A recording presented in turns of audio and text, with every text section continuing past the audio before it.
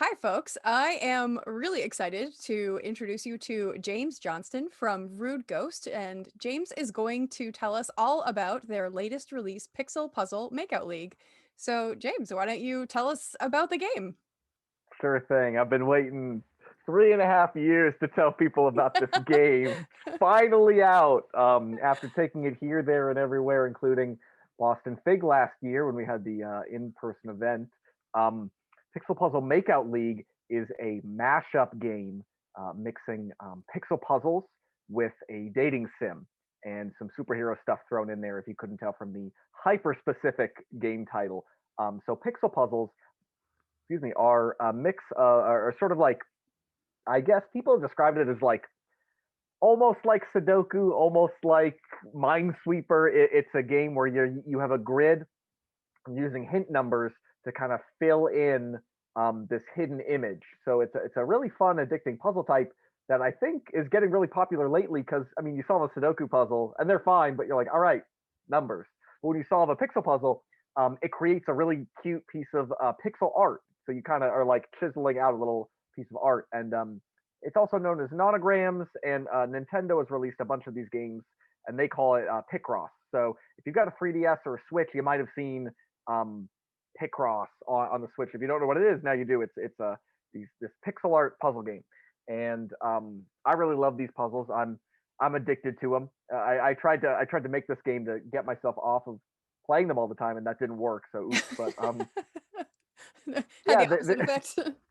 look, that's the thing. Yeah, is I thought I'd get sick of them, but no. After making like over 250 of these puzzles, I realized, oh no, I still love these. I got to go find a new one, or make a new game. But anyway, so I mix these puzzles where they're very visually oriented. You're creating pixel art, and I decided to attach that to a romantic dating sim story. But I thought, all right, well these don't perfectly fit together. So what's the reason? Why are we doing this? So I thought, okay, well, what if you are a superhero who has the power of pixel puzzle solving?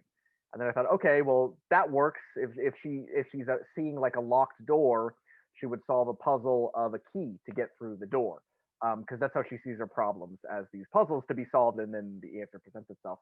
But then I thought, all right, well, what's she gonna date? Like I don't know, like a mechanic, or like I don't know, like a botanist. Who is she gonna date? I was like, who would she be good with?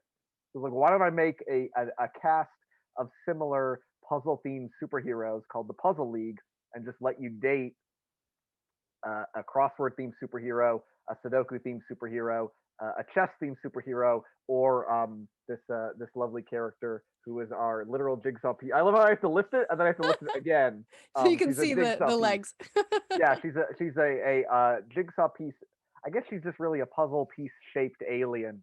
You find out more as the story goes on, but you can date, this cast of characters, and we just wanted to make it really nice and kind of lightly romantic, PG-13 rated, like romantic rom com. So it's got a lot of romance, got a lot of the superhero wackiness, and people trying to figure out, okay, well, if someone's if someone a speeding train is coming towards the city, how does the power of Sudoku do anything helpful? And then it's got a lot of really nice, genuine comedy as well. People, because we've been out for about 2 weeks now, people have really come back and said the comedy is, it's not snarky, it's not sarcastic and mean. It's like a really honest, I mean, we're playing it. It's like it's very modern, obviously, but we're playing like the very tights and spandex, like classic superhero stuff. So, not a whole Yeah. lot of like meanness. Is a very earnestly told story about romance, and also tongue in cheek, because we know there's like a crossword superhero running around. So The game is so fun and the art is absolutely stunning. It's one of my favorite things about the game. And also the game narratively is really amazing and strong. It actually like was a runner up in it was in the Boston Figs 2019 Figgy Awards category. So I remember the game from that. And I know that for some of the people on your team this was their first game ever, right? yeah, that was really nice to get the I think it was the Innovation in Art and Narrative Award. And didn't you guys switch up the awards too? Aren't they a little split more even now? I think I thought I Yeah, read something. we keep reshuffling categories, but Yeah, because that was the thing, is that year. So I mean, oh, so much tough competition, so many great looking games, and then and a lot of games with great stories. They don't always necessarily line up. So it's nice to see that Boston Fig getting bigger and being able to cater more just towards art or just towards writing, because there's a lot Definitely. of I mean, even last year there were so many games that were doing so well in so many ways. How do you pick just one that's done both? Right, So, exactly. Everyone in the showcase deserves to be there, so it's so hard to, like, mhm, narrow it down. yeah. Uh, And I don't blame you for just being a finalist and not taking it home. No hard feelings. No, what was really cool though to get that kind of nomination was because um, we have two different artists, but our lead illustrator doing all of the character art and some of the mostly the character art and the background art especially. I was just thinking I was just doing the little 5x5 puzzle art, which is definitely not as nice as that superhero art, but that's her our artist. She goes by Strawberry Nightmare online. This is her first game ever. She's never done any game stuff before. She's wow. got a YouTube channel, so she's done like animations and kind of a mock. I think she did like a mock game where you can like click YouTube recommendations, something like that. But she'd never done a video game. And then our writer as well, or our other writer who wrote the game with me. I had asked her to do like a little bit of like little post game DLC for a game I did before, but she Mhm. had never taken a game from start to finish and done the whole game. So same with our musician as well. Actually, I met our artist through him because he was getting married to her. So our musician and our lead artist are our husband and wife team, and the musician again, he's never done a game either. So we are kind of split half the team is brand new, and then half the team has been doing indie as well as professional work as well. So I really like that because we have a nice diverse team of a lot of different experiences and it felt right for the team to kind of be making something and for it to be as big and kind of as grand as it is for what it is for people who've done this the first time. um, I even think one of our team members who was doing some puzzle stuff was like, hey, this is awesome, this is like my first like kind of released game credit. And I was like, oh my gosh. And she was like, yeah, I've been working on all these games, but sometimes the work doesn't get put into doesn't make it to the full game or the game doesn't come out. So I was like, Right, oh great, yeah. like being able to release this is going to give these people like a lot of credits and like they can go from here, maybe stick around with me hopefully, but if they want to go off now and I don't know, get a job at Rockstar or something, I won't be too sad. But it was really nice to be able to say, I mean, I only have so much experience, but to be able to grab some other people and say, well, let's see what the whole process is and get you up to speed was really nice. Yeah, that's awesome. I wanted to ask how many people are on the team? Yeah, so it gets tricky because we got a publisher, lovely publisher, has been Mhm, featured, I think, in BFIG before. So we are, so Rude Ghost is, I guess, just on paper, is myself mhm. and Brett, who is the programmer, code, UI, hands and everything, just like me, but on the technical side, did like the switch porting and everything. We're kind of the core members of Rude Ghost. And we had another group that we were just doing stuff as part of years before, showed a couple games at BFIG under another name, but then we brought in a lot of these, people that we knew as kind of contractors to build this core team. And then once we brought in our publisher, SkyMap Games, they brought in more people too. So at the beginning, or what I would call, I hate to use this term because I know everybody's work is super important, but we almost had like this core team of maybe like 6 people working Mhm. on stuff. But then, as you know, other people come in and do a little bit of work, and it became like over 20 people that worked on this game. I'll even say, longtime friend and supporter and tabletop gamer Jeff Johnston at BFIG. For those I that love know, Jeff. he's always the guy in the costume. He's always the guy dressed up. I think what last year was dressed up in pajamas and a little nightcap because Was he was he? going up. Was he? I I think he mean, was last year. I Yeah, think he was last year, he's yeah. always dressed up as something, right, for his new like kids game. But anyways, Yeah, he even worked on the game in a way I can't spoil because it's a huge spoiler. But cool. like over 20 people were just coming in to do different parts of the game. So um, really big production. But we had a core team of maybe about 6 people, really 6 or 7 people, um, just working on like the main core of the game. So. Awesome. A lot of people I've heard, like, when they're first kind of breaking into the industry and they're having a hard time kind of figuring out how to find collaborators, do you have advice for folks about how to find other people who to you can collaborate with?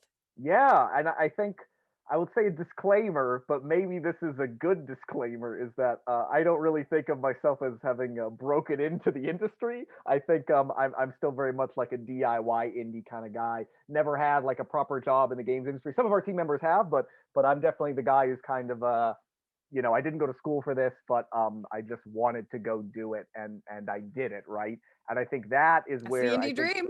exactly. Now, where's my $1 million check? And then I'm golden, right? But no, but really, how Pixel Puzzle Makeout League started was it was a game jam, and I thought of this idea. I mean, how many people watching this? How many indie developers, or I guess who want to do their first project?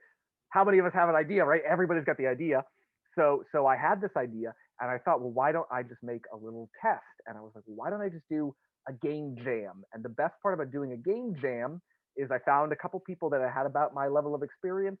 Even the artist of Pixel Puzzle Makeout League was not the original artist for the game jam. I said, hey, look, this isn't going to end up on Steam for $50 or whatever. We're just doing a little test. Hmm. So my friend was saying, hey, I've never done digital art before. I've only done like sketches and watercolors and stuff. And I was like, hey, if you want to try digital art for the first time, perfect opportunity, right? So it's just a way for people to try new stuff. And again, like had this artist who, friend who was an artist who never done digital before. That's totally fine because I've never done a lot of puzzle design before. So the game jam stuff, especially on itch.io, they're always posting game jams. So if you go on there and find a jam that's in like a category that you like we did it for a game jam that was themed around dating sims. It's like, hey, that fits. Let's just go do it. And then you work for, I mean, as long as you want, a weekend or a week or on and off for a month. We did like a month, but we were doing like weekends and a little bit here and there. Um, I would just say, try to find some people on forums. I mean, people don't think you need to make something amazing. Like, just make anything or don't. Even if you don't finish it, you could be like, wow, we did not realize we had to set this up so we couldn't finish. And Mm. that's like a learning thing. I think all that stuff is valuable, but I think the most important thing, I hate to say it, right? I hate to say it because everyone says it, but you just got to go and do it. So being able to check out game jams, see the communities there, I think that's for first time people. That's the way to do it. Don't think about making like a game. Just make like a fun, smaller project. And then if you like it that much and you have a team, that's what happened. We had a team and we just did it. So, Excellent. So what's next for Rude Ghost? like I said, the $1 million check, once we get that, everything's going to be great. So right now we're promoting Pixel Puzzle Makeout League pretty heavily. Rude Ghost and SkyMap Games are our publisher. So that game's been out now at time of recording for 2 weeks, and we're just going to keep pushing it. Probably still be pushing it when BostonFIG Virtual is happening. So Excellent. that's our main plan right now. Again, took us 3.5 years to get here. Now we actually have the game, and what's nice about it is right now we don't have too many Steam reviews, but it's 100% positive, and people on Twitter, I've been hearing on Twitter from people that don't have to be nice to me because they don't know me. They've been saying, I've heard it made some people cry. So we got Oh, wow. got some juicy stuff in there. So really, I think the fact is, we spent so long on it and really polished it up, and now it's just time to enjoy a little bit of time off, but also just make sure it's getting out to the right people. So really, it's a challenge, but this is like the fun part, right? Is like we're at a Definitely. point where we just put the game out after promoting it everywhere and doing the cons and finishing the hard work of actually finishing it. So no big challenge here except just getting people to check it out, which I guess is definitely a big challenge. But I'm just relieved because I've done this with a couple games before that like we've shown at BFIG. So I'm like, we'll tweet at people, we'll get the game out. Now I know that it's good, so I'm not worried. Yeah. Well, hopefully we'll be aiding you in that effort. Oh yeah, So and I then of wanted to course, ask, I'm gonna oh, sorry. I was gonna say I'd love to after this, maybe prototype something else and show a new demo for a new project at BFIG, next year or 2 years. I Awesome. might take my time on the next one. Why Right. not? So So I'm asking everybody this. So if you have one piece of advice for someone who is looking to start creating games, who's never done it before, what is the advice you might give them? yeah, we talked about the game jams before, right? Mhm. That can count as a game, or if you want to do a big game, I think it applies to both. Is just make sure you actually have a set plan and then really look at that plan and really determine, can I do this plan, Mhm. and then just follow through on it. I think with Pixel Puzzle Makeout League, before we did a game called Thief Town, which I think we showed at BFIG, and it was a local multiplayer party game, right? And it was a couple game modes and no story. It was just, hey, show up with your friends, have a party game, right? Like play it for like an hour at a party, you're good. Pixels and Makeout League ended up being this kind of like 250 plus puzzles, like four gameable characters. It's like if you're bad at puzzles, if you're not used to the puzzles, if you're slow at puzzles, it could be like a 30-hour game, right? Which Right. is crazy huge. But the thing was, from the beginning, we said, okay, we're only going to have these four characters, and it's going to go like story 1, 2, and 3, and we're going to fill up this many puzzles. We're not going to do more than 300. So that's on the kind of bigger end of the indie spectrum, I guess. Even though we're not really that big, but even if you're just going to make a game where, I mean, if you were going to make a puzzle game like us, you could say, all right, I'm going to make one character, and they're going to have two stories, and each of those are going to have 15 puzzles. I think that just helps with, like, they call it like the scope creep or whatever, is just having the plan, sticking to the plan. The plan could be big, but just make sure that you're prepared to fully follow through on it. Because I think some people, right, they have this amazing idea, but they can't really fulfill it, or they want to.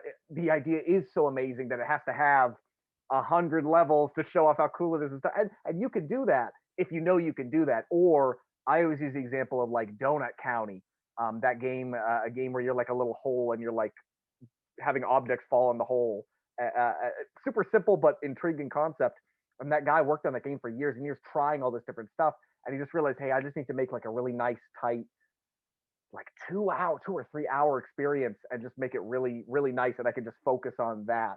And people love that game, and they're like, it's so nice and short. It didn't need to be a huge thing. So I think people just need to, think about a plan, complete the plan. And another thing too, BFIG virtual. I know we can't do cons in person, but being able to make the demos to show at a con, even if you're not even going to go to a con, right? Just being able to say, get something to pressure you to say, okay, like my mom called me and she wants to play the game next week. Having a plan, just, I'm going to show this game to someone else, is a great way to say, okay, here's how far I am in the plan, and then the next demo I'll be 20% there, and the next demo I'll be 50% there. But just having it there so someone else can go and play it. I think making something that someone can go play, because ultimately you want your game to be something that somebody can play. I mean, unless it's super personal, you don't want to release it. But for me, I'm very much like, well, look, I already had the idea in my head. I've already got it. It's for me. But if I want to make this into a game, you want to just make it for something that someone can play, even if it's not perfect, or a little rough the Just get first it time around. playable. Yeah. Get it so someone else can try it, and then you can find out all the things you forgot to put in the demo, and then get those in Right. for the next one. That is really, really good advice.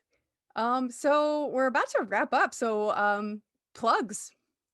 Yeah, Pixel Puzzle Makeout League is the Japanese RPG equivalent of puzzle based dating sims.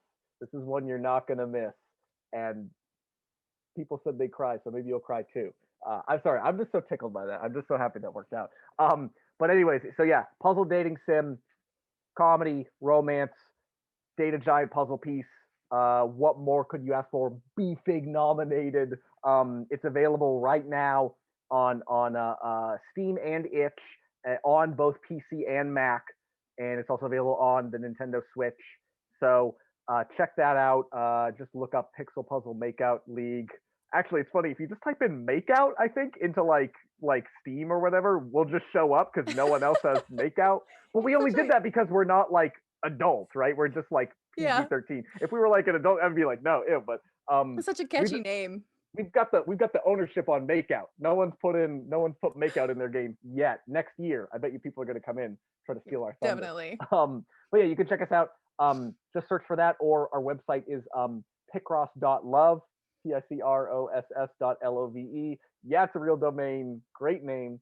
And then if you want to follow Rude Ghost on Twitter, we're Rude Ghost, but someone's sitting on the domains, or on the username, so you can find us at Rude Ghost Games on Twitter, and I'm at Beautiful James on Twitter. So if you want to give me a follow, or DM me if you want to talk about game stuff, or like you said, Caroline, if there's people who want to talk about first time stuff or advice or anything, I'm not a certified expert, but I'd be happy to chat with anybody about game stuff. You know.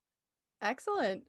Well, James, thank you so much. I super appreciate you being my first interview and your patience. We actually had to redo this interview because the first time we recorded it, the audio didn't come through. So thank you so much for your graciousness in this process and for telling us all about Pixel Puzzle Makeout League. Yeah, thanks for hosting this. I'm super excited and happy that BFIG is doing a virtual event because you know, one more plug. We got a Rude Ghost Discord. If you go to our Twitter, we got a Discord, and I only say Excellent. that just because in our Discord we have a couple people that met us at BFIG and they were super bummed that it wasn't happening this year. So super glad that we get to do one online to kick off 2021. I say to myself in the future, hello me in the future. Awesome. Well, thank you so much. Bye everybody.